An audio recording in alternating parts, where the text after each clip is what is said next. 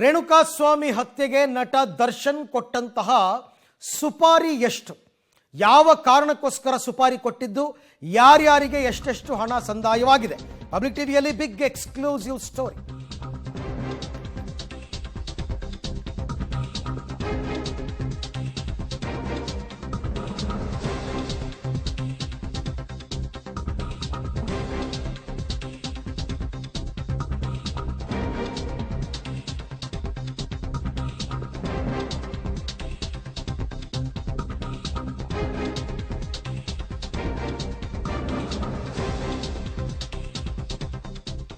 ರೇಣುಕಾಸ್ವಾಮಿ ಹತ್ಯೆಗೆ ನಟ ದರ್ಶನ್ ಸುಪಾರಿ ಕೊಟ್ಟಿದ್ರ ಅಂದ್ರೆ ಹೌದು ಅಂತ ಈಗಿರುವ ಮಾಹಿತಿ ಹೇಳ್ತಾ ಇದೆ.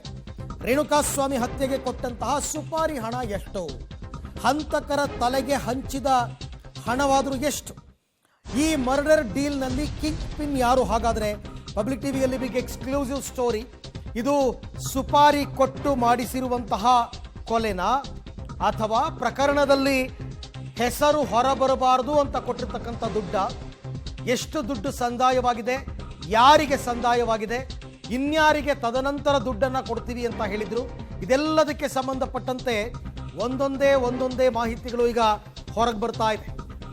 ದರ್ಶನ್ ಈ ಇಡೀ ಪ್ರಕರಣದಲ್ಲಿ ತಮ್ಮ ಹೆಸರು ಬರದಂತೆ ನೋಡ್ಕೊಳ್ಳೋದಕ್ಕೆ ಕೊಟ್ಟ ಹಣವಾದರೂ ಎಷ್ಟು, ಯಾರಿಗೆ ಹಣವನ್ನು ಕೊಟ್ಟಿದ್ರು ಮತ್ತು ಎಷ್ಟು ಹಣವನ್ನು ಕೊಟ್ಟಿದ್ರು, ಇದೆಲ್ಲವನ್ನ ಕೂಡ ಒಂದೊಂದಾಗಿ ಇವಾಗ ನೋಡ್ತಾ ಹೋಗೋಣ. ರೇಣುಕಾಸ್ವಾಮಿ ಹತ್ಯೆಗೆ ಡೀಲ್ ಆಗಿದ್ದ ಹಣದ ಮೊತ್ತ 30 ಲಕ್ಷ ರೂಪಾಯಿ. 30 ಲಕ್ಷ ರೂಪಾಯಿ ಸಂದಾಯ ಆಗಿತ್ತು ಆಲ್ರೆಡಿ.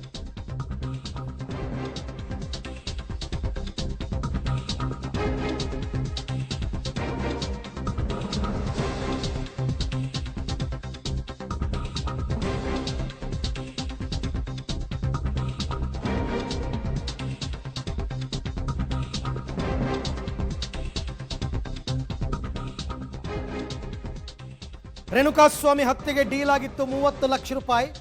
ಯಾವ ಕಾರಣಕ್ಕೆ ಅಂತಂದ್ರೆ ನಟ ದರ್ಶನ್ ಹೆಸರನ್ನ ಬಾಯಿ ಬಿಡದಂತೆ, ಯಾರು ಕೂಡ ಬಾಯಿ ಬಿಡಬಾರ್ದು ದರ್ಶನ್ ಹೆಸರನ್ನ. ಮೊದಲಿಗೆ ಆಗಿದ್ದ ಡೀಲ್ ಇದು. ಬಟ್ ಆಮೇಲೆ ಎಲ್ಲ ಏನೇನಾಯ್ತು ನಿಮಗೆಲ್ಲ ಗೊತ್ತೇ ಇದೆ. ಆಪ್ತ ದೀಪಕ್ಗೆ, ದರ್ಶನ್ ಅವರ ಆಪ್ತ ದೀಪಕ್ಗೆ 30 ಲಕ್ಷ ರೂಪಾಯಿ ಹಣವನ್ನು ಕೊಟ್ಟಿರ್ತಾರೆ ದರ್ಶನ್. ಎಲ್ಲೂ ಕೂಡ ನನ್ನ ಹೆಸರು ಹೊರಗೆ ಬರಬಾರ್ದು, ಯಾರೂ ನನ್ನ ಹೆಸರನ್ನ ಬಾಯಿ ಬಿಡಬಾರ್ದು, ಈ ರೀತಿ ಹೇಳಿ 30 ಲಕ್ಷ ಕೊಟ್ಟಿರ್ತಾರೆ. ರೇಣುಕಾಸ್ವಾಮಿ ಹತ್ಯೆಯ ಇಂಚಿಂಚು ಮಾಹಿತಿಯನ್ನು ನಿಮಗೆ ಹೇಳ್ತಾ ಹೋಗ್ತೀವಿ. ಹೆಂಗೆ ಸಂದಾಯವಾಯಿತು ದುಡ್ಡು? ರೇಣುಕಾಸ್ವಾಮಿ ಮರ್ಡರ್ಗೆ ಒಟ್ಟು 30 ಲಕ್ಷ ರೂಪಾಯಿ, 30 ಲಕ್ಷ ರೂಪಾಯಿ ಸುಪಾರಿಯನ್ನ ನಟ ದರ್ಶನ್ ಕೊಟ್ಟಿರ್ತಾರೆ. 30 ಲಕ್ಷ ರೂಪಾಯಿ ಹಣ. ಈ 30 ಲಕ್ಷ ರೂಪಾಯಿ ಹಣದಲ್ಲಿ 4ವರಿಗೆ 5 ಲಕ್ಷ ರೂಪಾಯಿ ದುಡ್ಡು ಹೋಗಿದೆ. ಯಾರ್ಯಾರಿಗೆ ಅಂತಲೂ ಕೂಡ ಡೀಟೇಲ್ ಆಗಿ ಹೇಳ್ತಾ ಹೋಗ್ತೀವಿ. ದರ್ಶನ್ ಹೆಸರನ್ನ ಬಾಯಿ ಬಿಡದಂತೆ ಡೀಲ್ ಆಗಿತ್ತು. ಅಂದರೆ ಇಡೀ ಕೊಲೆಯನ್ನ ಮಾಡಿದ್ದೇ ನಾವು, ಇದರಲ್ಲಿ ದರ್ಶನ್ ಪಾತ್ರ ಏನೂ ಇಲ್ಲ ಅಂತ ಬರಬೇಕಲ್ಲಿ, ಆ ಥರ ಡೀಲ್ ಆಗಿತ್ತು. ಹಾಗಾಗಿ ಏನು ಮಾಡ್ತಾರೆ, ದರ್ಶನ್ ಆಪ್ತ ದೀಪಕ್ಗೆ 30 ಲಕ್ಷ ರೂಪಾಯಿ ಹಣವನ್ನು ಕೊಡ್ತಾರೆ. 30 ಲಕ್ಷ ಕ್ಯಾಶ್ ಕೊಡ್ತಾರೆ. ಶರಣಾದಂತಹ 4ವರಿಗೆ ತಲಾ 5 ಲಕ್ಷದಂತೆ ಹಣವನ್ನು ಹಂಚಿಕೆ ಮಾಡ್ತಾರೆ. ಅಂದರೆ ಆರಂಭದಲ್ಲಿ ಜೂನ್ 10ನೇ ತಾರೀಕು ರಾತ್ರಿ 7 ಗಂಟೆಗೆ ಬಂದು ಸರೆಂಡರ್ ಆದ್ರಲ್ಲ, ಆ 4 ಜನರಿಗೆ ತಲಾ 5 ಲಕ್ಷ. ಯಾರು? ಕಾರ್ತಿಕ್ ಅಲಿಯಾಸ್ ಕಪ್ಪೆ, ಈತನಿಗೆ 5 ಲಕ್ಷ ರೂಪಾಯಿ ದುಡ್ಡು ಹೋಗಿದೆ. ಇದಾದ ನಂತರ ನಿಖಿಲ್ ನಾಯಕ್ ಅಂತ, ನಿಖಿಲ್ ನಾಯಕ್ ಆ ವ್ಯಕ್ತಿಗೂ ಕೂಡ 5 ಲಕ್ಷ ರೂಪಾಯಿ ಹಣ ಹೋಗಿದೆ. ಯಾರು ಅಂದರೆ ಇವರು 4 ಜನ ಸರೆಂಡರ್ ಆದರು, ಹಣಕಾಸು ವ್ಯವಹಾರದಲ್ಲಿ ಕೊಲೆ ಮಾಡಿದ್ದೀವಿ ಅಂತ ಹೋಗಿದ್ರಲ್ಲ ಅವರು. ಇನ್ನು ರೇಣುಕಾ ಅವರನ್ನ ಕರೆತಂದ ರಾಘವೇಂದ್ರ, ಚಿತ್ರದುರ್ಗದ ದರ್ಶನ್ ಅಭಿಮಾನಿಗಳ ಜಿಲ್ಲಾಧ್ಯಕ್ಷ, ಆತನಿಗೆ 5 ಲಕ್ಷ, ಜೊತೆಗೆ ಕೇಶವಮೂರ್ತಿಗೆ 5 ಲಕ್ಷ. ಈ 4 ಜನಕ್ಕೆ 5 ಲಕ್ಷ ಹಣ ಹೋಗಿದೆ. ಕಾರ್ತಿಕ್, ನಿಖಿಲ್, ರಾಘವೇಂದ್ರ ಮತ್ತು ಕೇಶವಮೂರ್ತಿ. ಇನ್ನು ರಾಘವೇಂದ್ರ ಮತ್ತು ಕೇಶವಮೂರ್ತಿಗೆ ತದನಂತರ ಹಣ ಕೊಡ್ತೀವಿ ಅಂತಕ್ಕಂಥ ಭರವಸೆ ಸಿಕ್ಕಿತ್ತಂತೆ. ಡೀಲೆಲ್ಲ ಮುಗಿಲಿ, ಆಮೇಲೆ ಕೊಡ್ತೀವಿ ಇನ್ನಷ್ಟು ಅಂತ. ಹಣ ಪಡೆದು ಶರಣಾಗ್ತಾರೆ 4 ಆರೋಪಿಗಳು. ಜೂನ್ 10ನೇ ತಾರೀಕು ರಾತ್ರಿ 7 ಗಂಟೆಗೆ 4 ಶರಣಾಗ್ತಾ ಹೋಗ್ತಾರೆ. ಈ 4 ಜನ ಶರಣಾದಾಗ್ಲೇ ಈ ಪ್ರಕರಣ ಏನು ಎತ್ತ ಅಂತ ಗೊತ್ತಾಗೋದು.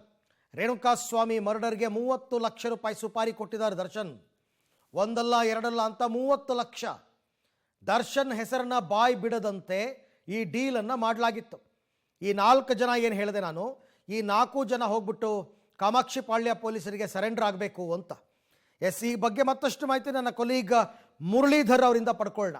ಮುರಳಿ, ಈ ಮರ್ಡರ್ ಕೇಸ್ನಲ್ಲಿ ಸುಪಾರಿ ಯಾವ ರೀತಿ ಹಂಚಿಕೆಯಾಗಿತ್ತು, ಯಾರ್ಯಾರಿಗೆ ಮತ್ತು ಯಾವ ಕಾರಣಕ್ಕೆ, ಹೇಗೆ ನಡೆದಿತ್ತು ಈ ಡೀಲ್ ಅಂತ ಕಂಪ್ಲೀಟ್ ಡೀಟೇಲ್ಸ್ ಕೊಡೋದಾದರೆ?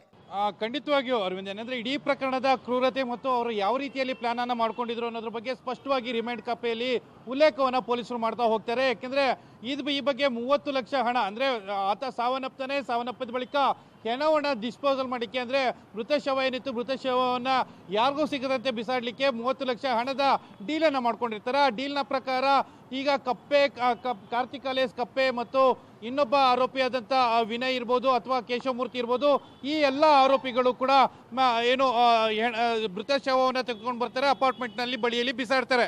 ಆ ಬಿಸಾಡೋದಕ್ಕೆ 3 ಜನರಿಗೆ ತಲಾ 5-5 ಲಕ್ಷ ಹಣವನ್ನು ಕೊಡ್ತೀನಿ ಅಂತೇಳಿ ಆತ ಹೇಳಿಕೆಯನ್ನು ಕೊಟ್ಟಿರ್ತಾನೆ. 5-5 ಲಕ್ಷ ಹಣವನ್ನು ಕೊಡಲಿಕ್ಕೆ ಕೂಡ ಒಂದು ವಿಚಾರವನ್ನು ಕೂಡ ಹೇಳ್ಕೊಂಡಿರೋದು. ಅದಾದ ನಂತರ ಪೊಲೀಸ್ ಠಾಣೆಗೆ, ಅಂದರೆ 10ನೇ ತಾರೀಕು 7 ಗಂಟೆಗೆ ಪೊಲೀಸ್ ಠಾಣೆಗೆ ಬರ್ತಾರೆ. ಪೊಲೀಸ್ ಠಾಣೆಗೆ ಬಂದ ಸಂದರ್ಭದಲ್ಲಿ ಅಲ್ಲಿ ಒಂದು ಹೇಳಿಕೆಯನ್ನು ಕೊಡ್ತಾರೆ. ನೀವು ಯಾವುದೇ ಕಾರಣಕ್ಕೂ ಕೂಡ ದರ್ಶನ್ ಅವರನ್ನ ಹೆಸರನ್ನ ಹೇಳಬಾರ್ದು, ಈಗಾಗಲೇ ಮೃತ ಶವವನ್ನು ಬಿಸಾಡಿದ್ದೀರಿ, ಮೃತ ಶವವನ್ನು ಬಿಸಾಡಿದ ಬಳಿಕ ನೀವು ಯಾವುದೇ ರೀತಿಯಲ್ಲಿ ಹೆಸರನ್ನ ಹೇಳಬಾರ್ದು ಅಂತೇಳಿ ಅವರು ಒತ್ತಾಯವನ್ನು ಮಾಡಿದ್ರು. ಅದ್ರ ಬಗ್ಗೆ ಒಂದು ಉಲ್ಲೇಖವನ್ನು ಕೂಡ ಆ ರಿಮೈಂಡ್ ಕಾಪಿಯಲ್ಲಿ ಉಲ್ಲೇಖವನ್ನು ಮಾಡಿರುವಂಥದ್ದು. ಅದಾದ ನಂತರ ದರ್ಶನ್, ಪವಿತ್ರ ಗೌಡ ಮತ್ತು ಪ್ರದೋಷ್, ದೀಪಕ್ ಇವರ ಯಾವರ ಹೆಸರುಗಳು ಕೂಡ ಇದರಲ್ಲಿ ಹೊರಗಡೆ ಬರಬಾರ್ದು ಅಂತೇಳಿ ಈ ರೀತಿಯ ಪ್ಲಾನ್ ಅನ್ನ ಮಾಡ್ಕೊಂಡಿದ್ರು ಅನ್ನೋದ್ರ ಬಗ್ಗೆ ಈಗ ಮಾಹಿತಿಗಳು ಸಿಗ್ತಾ ಇರುವಂಥದ್ದು. ಆ ರಿಮೈಂಡ್ ಕಾಪಿಯಲ್ಲಿ ಸಂಪೂರ್ಣವಾಗಿ ಉಲ್ಲೇಖವನ್ನ ಮಾಡ್ತಾ ಹೋಗ್ತಾರೆ. ಆ ಉಲ್ಲೇಖ ಮಾಡಿದಂಥ ವಿವರಗಳೇನಿತ್ತು, ಆ ವಿವರಗಳೆಲ್ಲ ಈಗ ಪಬ್ಲಿಕ್ ಟಿವಿಗೆ ಲಭ್ಯ ಆಗಿರುವಂಥದ್ದು ಮತ್ತು ಅವರ ಕ್ರೂರತೆ ಯಾವ ರೀತಿ ಇತ್ತು ಅನ್ನೋದ್ರ ಬಗ್ಗೆ ಕೂಡ ಆ ರಿಮೈಂಡ್ ಕಾಪಿನಲ್ಲಿ ಉಲ್ಲೇಖವನ್ನ ಮಾಡಿರುವಂಥದ್ದು. ಅರವಿಂದ್.